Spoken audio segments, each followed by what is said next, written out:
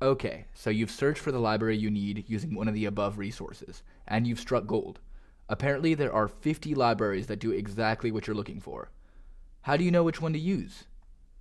There's no cut and dry way to determine the best fit for your application, but here are a few things to watch out for.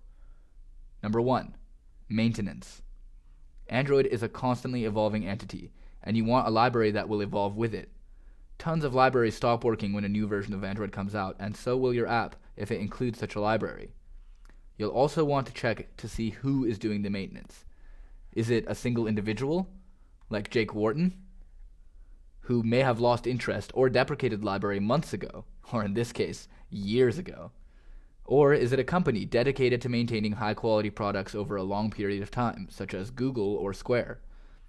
Most libraries will have a website, such as this GitHub repo, that show the last date the library was updated, which is a good indicator of how well maintained it is. GitHub repos have a graph section as well, where you can see a timeline of the activity for the repo. You should also make sure that the library compiles on the latest version of the Android SDK. For example, this 9 old Androids library was made for Honeycomb and has been deprecated since. Number 2. Known issues. Many libraries have an issues section where users of that library can submit problems they're having with it. Check this section to make sure that there aren't any problems that will affect your application. Number 3. Features. Oftentimes, there are several libraries that accomplish similar tasks. In this case, all of these libraries are image loading libraries. How do you choose between them? Well, sometimes they have a slightly different set of features, with some being more robust than others. Choose a library that best fits the needs of your application without a ton of extra functionality that will only increase your APK size. Number 4. License. Even though many libraries are open source, the creators retain certain rights over their project, described in the license section of the library. Most of the time, these licenses demand that you include a copyright notice in your application.